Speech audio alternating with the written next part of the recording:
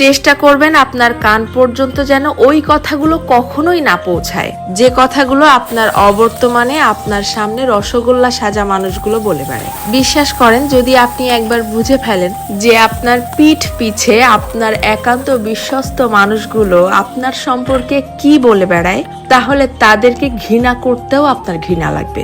যদি আপনি বুঝে ফেলেন আপনার কান পর্যন্ত কোনো কায়দায় যদি কথাগুলো চলেও আসে, তখন আপনি এমনিতেই নিঃশব্দে মেনে নিতে বাধ্য হবেন যে আপনার আশেপাশে আসলে আপনার বিশ্বাসযোগ্য কেউ নেই। যখন কেউ আপনার প্রশংসা করবে, সেটা তারা কোনো রকম রিয়াকশন ছাড়াই চুপচাপ শুনবে।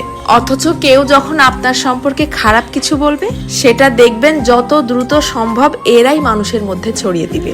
আপনি যতই ভালো হন, যতই তাদের হেল্প করেন, যতই তাদের সাথে ভালো মনে মিশতে চাওয়ার চেষ্টা করেন, কোনো লাভ নেই। কারণ এরা আপনাকে হিংসা করতেই বেশি পছন্দ করে।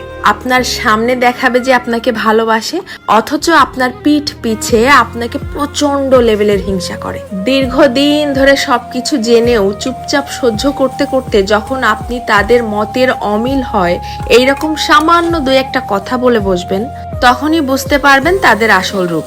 তাদেরকে এতদিন ধরে দেখানো আপনার সমস্ত সম্মান, ভালোবাসা, হেল্প, স্যাক্রিফাইস বিশাল আকারে ঢাকঢোল পিটিয়ে আপনার মুখের উপরে ছুঁড়ে মারবে, যেন এগুলো তাদের কাছে কিছুই ছিল না।